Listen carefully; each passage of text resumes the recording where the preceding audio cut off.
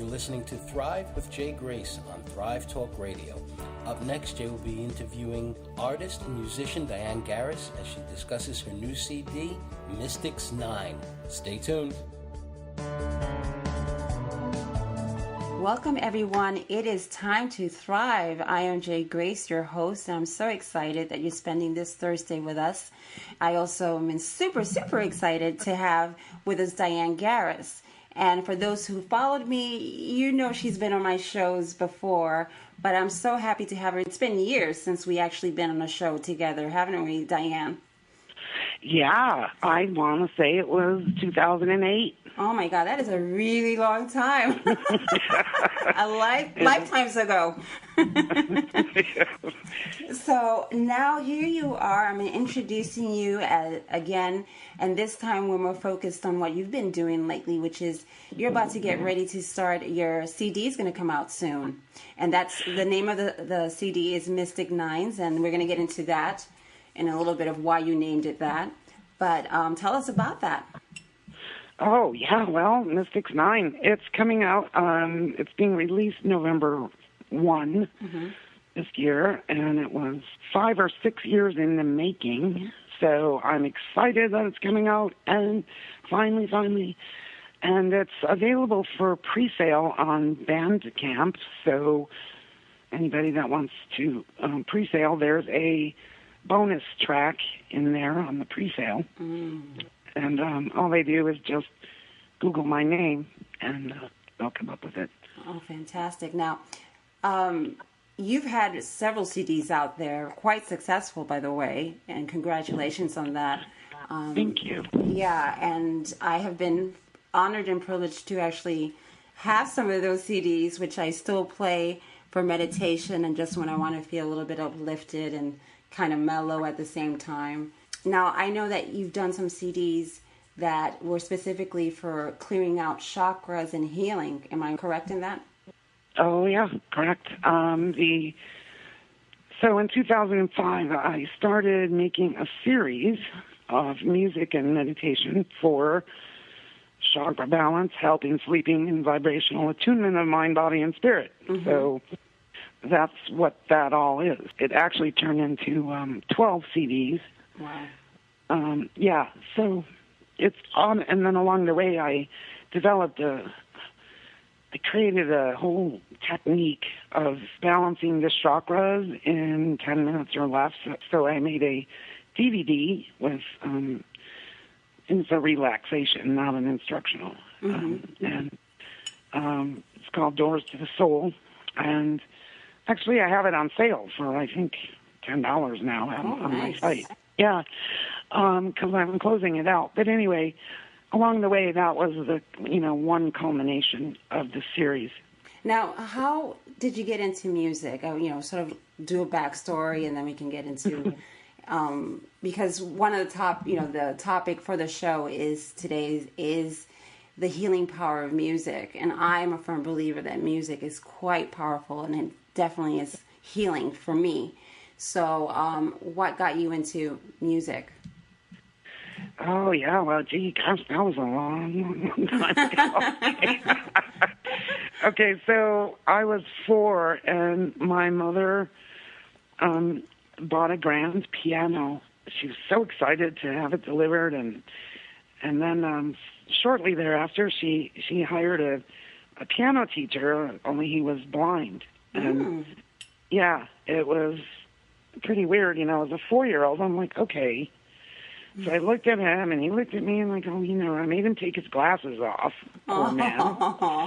I said, I want to see your eyes.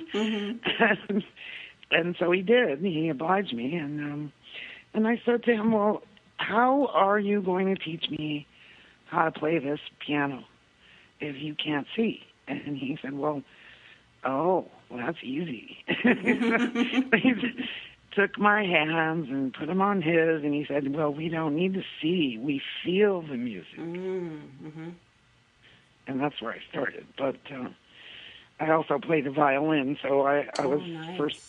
first violin in orchestra for many years.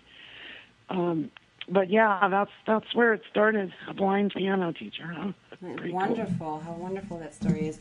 And so I would imagine if you started really early, that means that music was always a part of you. I'm sure that you used it for your own personal healing, I would imagine, as well. Oh, yeah. I mean, absolutely. Music is healing, and it speaks to the emotional bodies. It's like you can't have a relationship with your brain. Well, I guess you can try, but you can. Not my brain. Me neither. But you cannot, do music with your mind. It works on the emotional body, right, and bodies. Okay, so now you said in 2005 that was the first time you did your CD. You started a CD, or when was that? Well, Jay, this goes way, way back. I mean, way back, and it is a long story, but I'll just shorten it. In 1994, a guided meditation was channeled to me, and it was called A Healing Journey.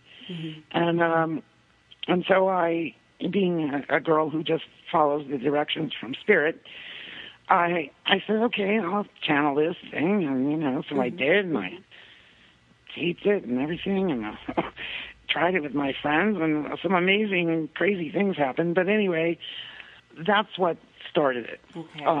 And from there, I did the Voice of the Angels spiritual cards, because they're all scenes from that guided meditation, and that's when the music started coming. But in those days, recording studio time was really expensive, and I had the piano, but I didn't have any way to really record anything. So it was all there, but it was all in 1994. Right. They had to catch up to it. Yeah. Well, the reason I'm asking is because I'm sure that people who are listening to the show, if you don't know, Dyan Garris is a well-known and respected psychic, and as well. What you incorporated, you mentioned the Voice of the Angels and the cards, and I think that's how you and I first got to talking. I think that was when you had the cards, the Voice of the Angel cards, which are quite lovely, and I still have them. Thank you. Yeah, and then, of course, you introduced me to your CDs and the Seed of the Soul, which I have as well. I have like a whole collection, a Dyan Garris collection. Oh, wow. I have no idea. Thank you. And so, yeah, it's amazing. I just moved a few months ago, and I looked, and I was like, oh, I found my video. Oh, I found my CD. I found my cards of Dyan. So, yeah, I do have a lot of your stuff, which, it's become very useful for me in one time or another in my lifetime. So with that being said, again, the topic is about the healing power of music. And now Mystics 9, the number 9, you said it has a very interesting definition and the reason behind it. So I definitely want to hear about that. Okay. Well, 9 is found throughout nature, and there are 9 muses. There are 9. It's in the Bible. 9 is some mystical number, and in numerology, it's the number of transformation. In my case, it's actually number 9 in my series. So okay. Mystics 9, and that's why I named it 9. But then some songs started being channeled to me, like Muse's Gift, which is the 9 muses. 9 is interesting. It's transformation. It can be, some people might look at it as, the number of death, but it isn't. It's transformation. Oh, I was going to tell you, I told you the story about the angry 9 that I had and nightmares for while I was studying math. and I would get this angry 9 for years. And it wasn't until I conquered my fear of doing math, then the 9 wasn't so angry in my dreams, and I was able to become friends with 9. And I Googled it, and I wanted to find out what's 9, and it was what you mentioned, transformation, or so people might think it's death, but it's not. It's a completion of a cycle. It's a very powerful number. Now, you mentioned something really interesting while you were you said you channeled a song. How is your process? Because that sounds very interesting to me for a layman person making the music. Well, I think a lot of musicians channel their music, even though they might not put it that way. Oh, correct. But I hear the music in my head first, and then I just play what I'm hearing. Mm-hmm. Okay. How many songs do you have in your CD again? Which I was privileged to listen to the music, which is lovely. And Mark, our engineer, did you play some of it before? Absolutely. Yeah. So that was the opening. So for those who tuned in at the beginning, that was a sample of her work, and at the end we're going to play some more of it as well. But again, you were mentioning the process of inspiring you to do this. It took you 6 years almost to do this. That's a long time. well, it is a really, really long time. Okay, so I started writing the music in 2010, and 2008 was my last CD, which is called 8 Music for Ascension. Mm-hmm. And then, I wanted that ready for the big thing that everyone was talking about, the year 2012. Right. So that CD came out in 2008. And 2010, I started Mystics 9. And in 2012, when we were ready to go to the recording studio, my husband had his first stroke. And so he was debilitated for 4 years. And so I just couldn't finish. I tried a couple times, and it wasn't working. So, when we go back to number 9,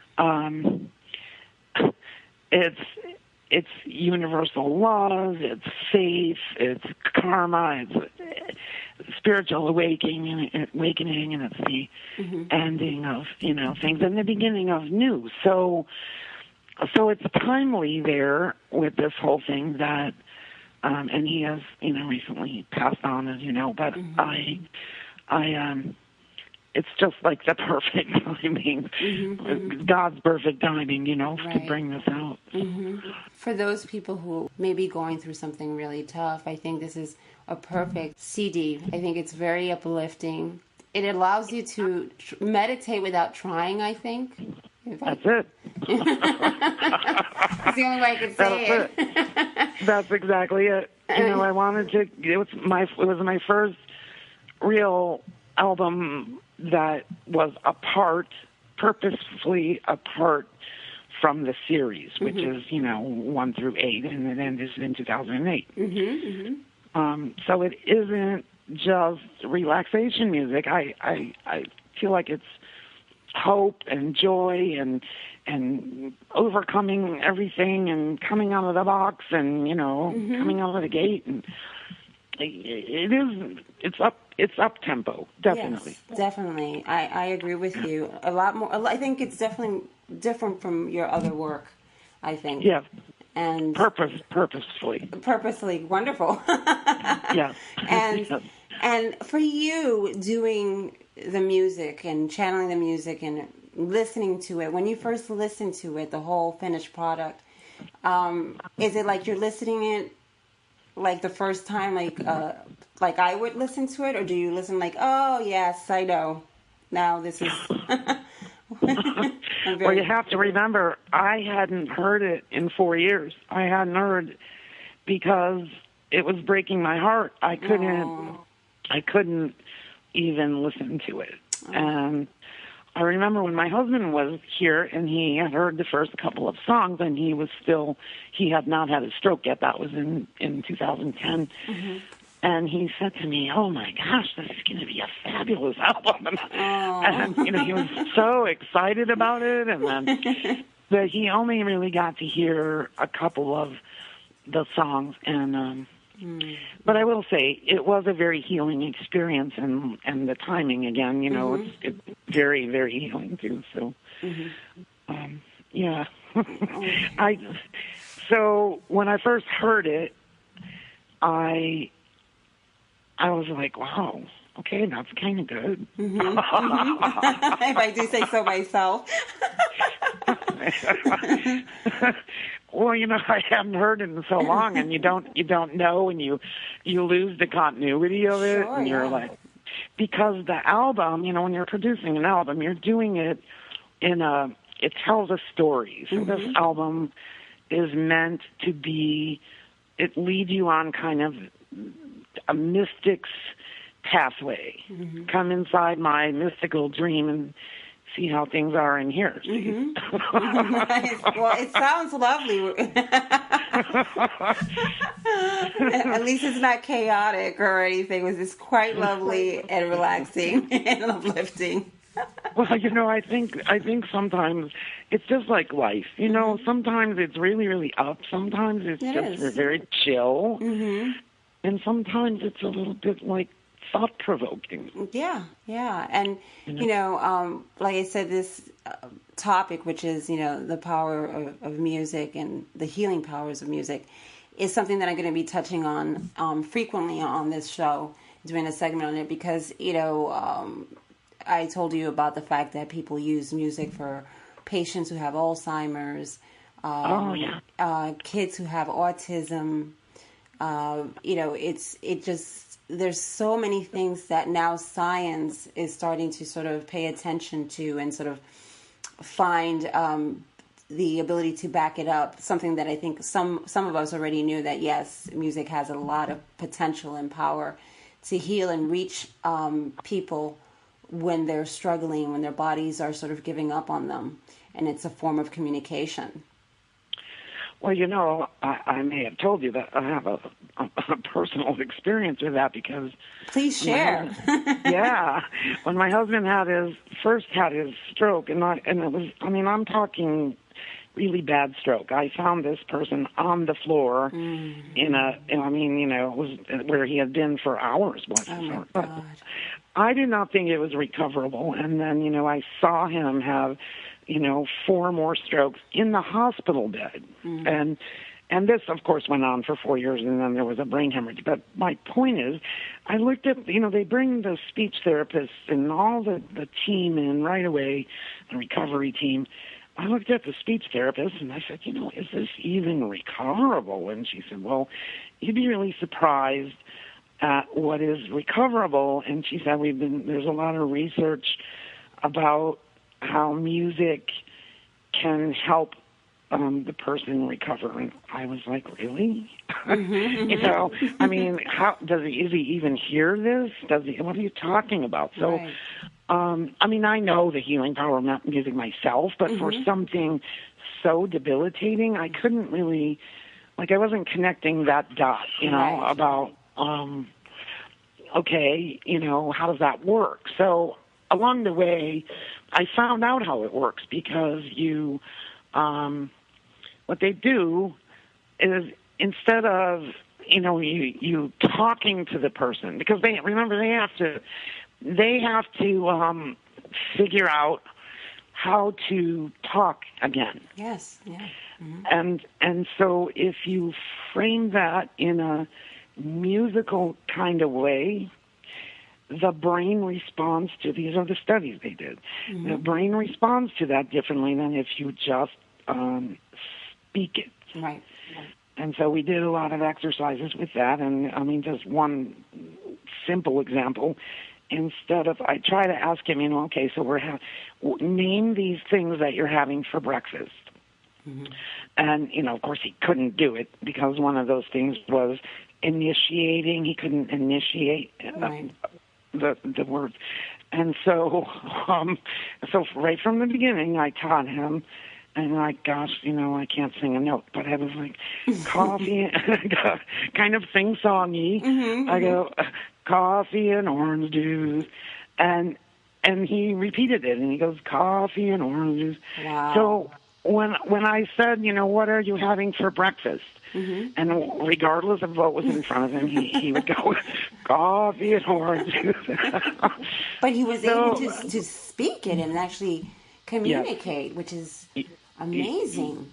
Because of the sing-songiness of it. And,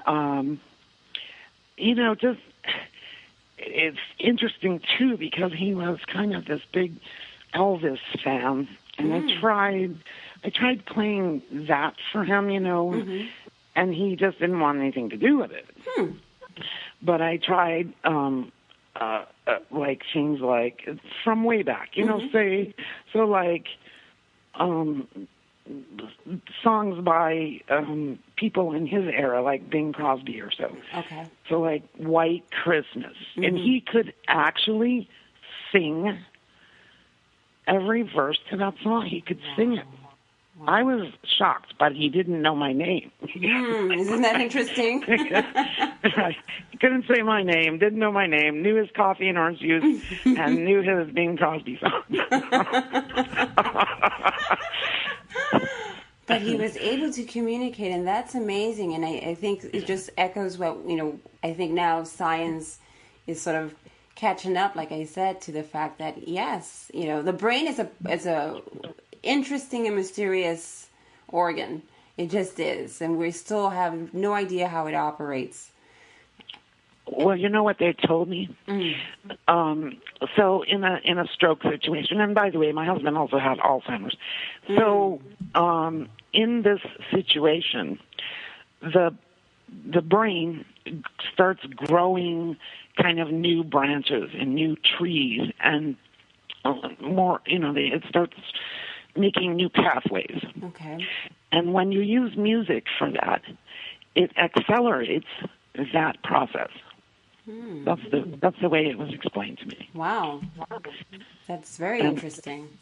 Yeah, and I experimented and I found that to be true.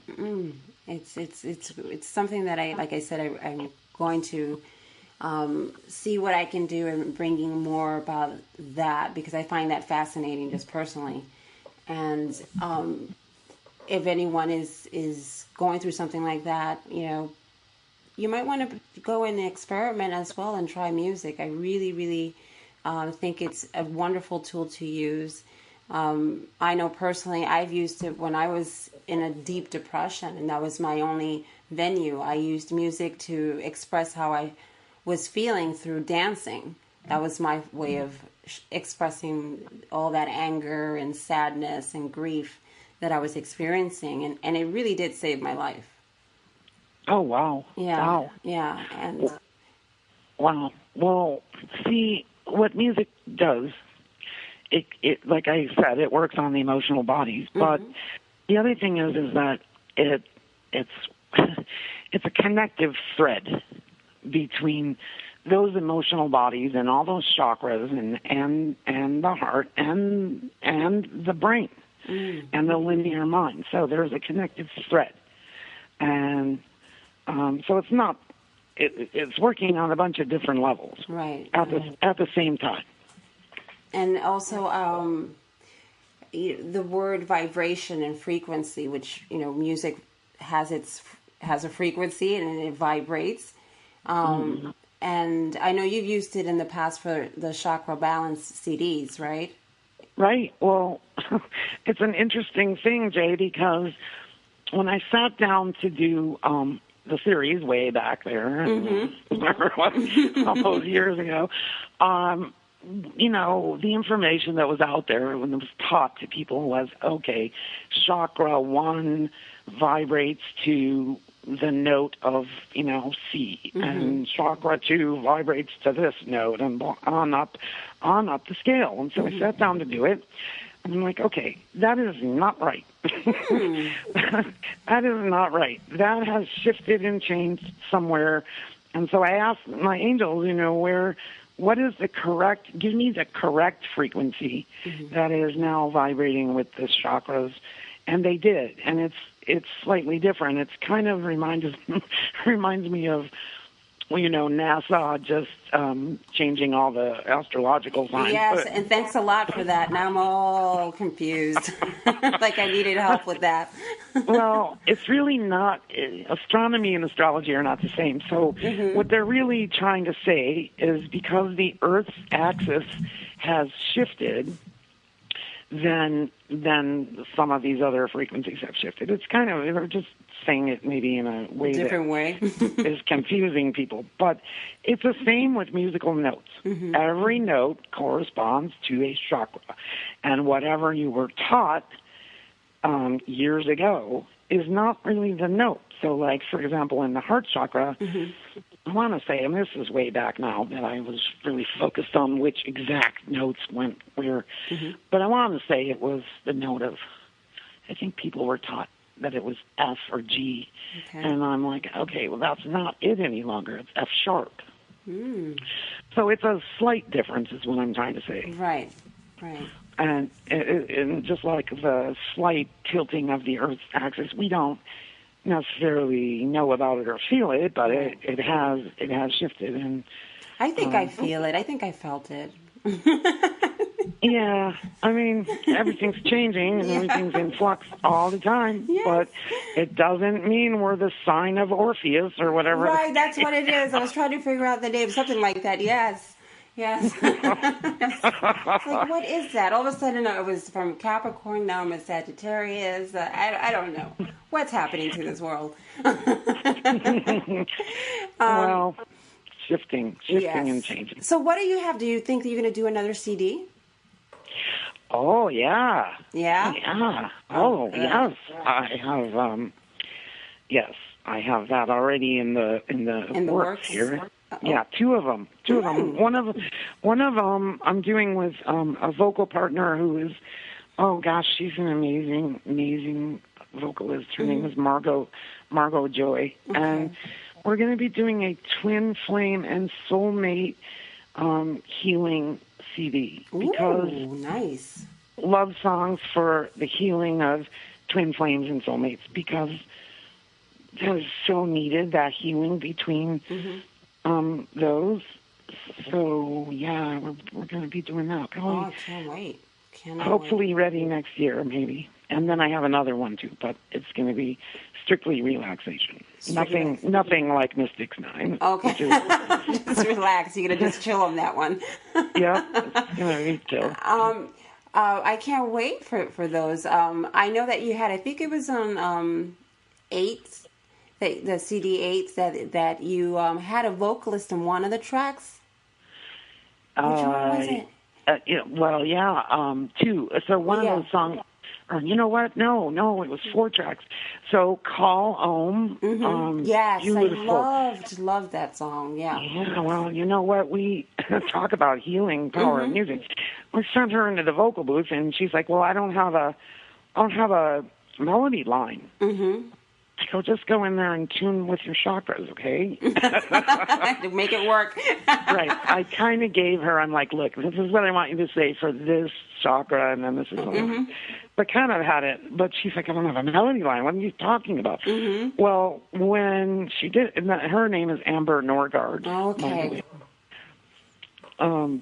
She did a fabulous job. I think so. It's one of my favorite tracks. I agree. Can you believe it, Dyan? It's almost time to say goodbye. Oh my gosh. Oh my gosh. And yeah, the half hour has gone, and it's been so wonderful. We want to, again, thank you, the listeners, for tuning in. Next week, I'll be here at 7 p.m. Eastern Standard Time. And a special thanks to you, Dyan, for doing the show. If you want to reach Dyan Garris and you want to find out about her CD or anything else, just go to www.dyangarris.com. That's DYANGARRIS.com. Thanks again, and thanks for thriving.